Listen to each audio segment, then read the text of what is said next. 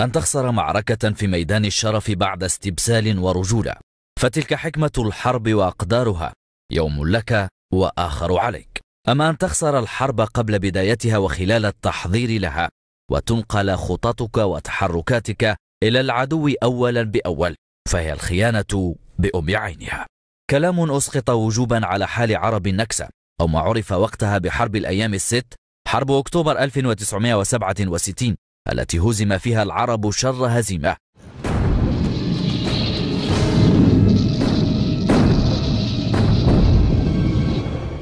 وهلل الصهاينة متلذذين بنصر لم يلقى العرب له تفسيرا، بل وجدوا أنفسهم في دوامة لم يتمكنوا من الخروج منها إلا منهزمين. فما حدث وقتها غير متوقع وغير معقول، فكل الخطط أفشلت وكل الطرق سدت، وخارت جميع القوى على الجبهات الثلاث التي فتحت إسرائيل النار عليها لتغنم بنصر تفوح منه رائحة الغدر. وبعد قرابة 50 سنة من تلك النكسة، ها هي الأمور تتضح ولو نسبيا، وها هو التاريخ يعيد كتابة أسطر جديدة في صفحاته الدامية ليضيف إلى تلك النكسة انتكاسة جديدة للعرب كتبت بيد الرئيس الأسبق للاستخبارات الإسرائيلية شولومو جازيت، الذي أكد أن بلاده تحصلت على تسجيلات القمة العربية المنعقدة بالمغرب سنة 1965 لبحث جاهزية العرب لمحاربة الورم السرطاني في قلب الأمة.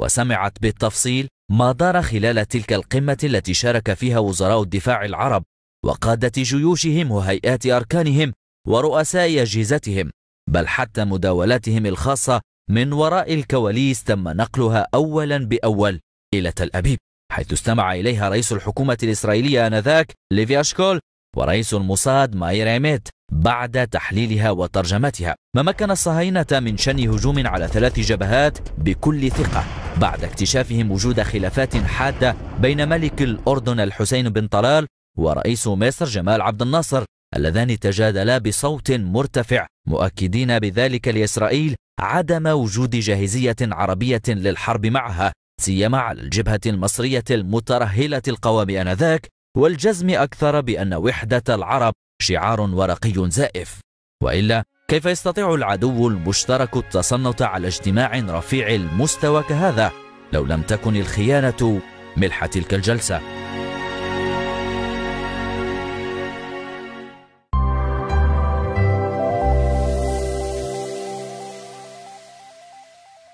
إليها رئيس الحكومة الإسرائيلية آنذاك ليفي أشكول ورئيس الموساد ماير عيميت بعد تحليلها وترجمتها. ما مكن الصهاينة من شن هجوم على 3 جبهات بكل ثقة بعد اكتشافهم وجود خلافات حادة بين ملك الأردن الحسين بن طلال ورئيس مصر جمال عبد الناصر، اللذان تجادلا بصوت مرتفع مؤكدين بذلك لإسرائيل عدم وجود جاهزية عربية للحرب معها، سيما على الجبهة المصرية المترهلة القوام آنذاك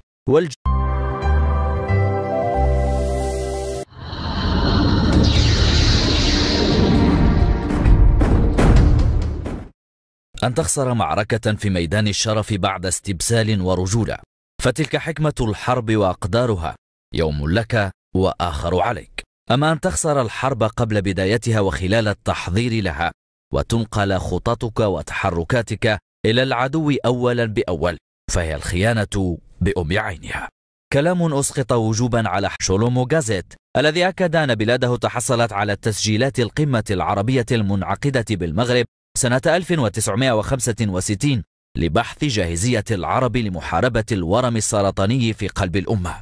وسمعت بالتفصيل ما دار خلال تلك القمة التي شارك فيها وزراء الدفاع العرب وقادة جيوشهم وهيئات أركانهم ورؤساء أجهزتهم، بل حتى مداولاتهم الخاصة من وراء الكواليس تم نقلها أولا بأول إلى تل أبيب، حيث استمع سدت، وخارت جميع القوى على الجبهات الثلاث التي فتحت إسرائيل النار عليها لتغنم بنصر تفوح منه رائحة الغدر. وبعد قرابة 50 سنة من تلك النكسة، ها هي الأمور تتضح ولو نسبيا، وها هو التاريخ يعيد كتابة أسطر جديدة في صفحاته الدامية ليضيف إلى تلك النكسة انتكاسة جديدة للعرب كتبت بيد الرئيس الأسبق للاستخبارات الإسرائيلية حال عرب النكسة، أو ما عرف وقتها بحرب الأيام الست، حرب أكتوبر 1967 التي هزم فيها العرب شر هزيمة.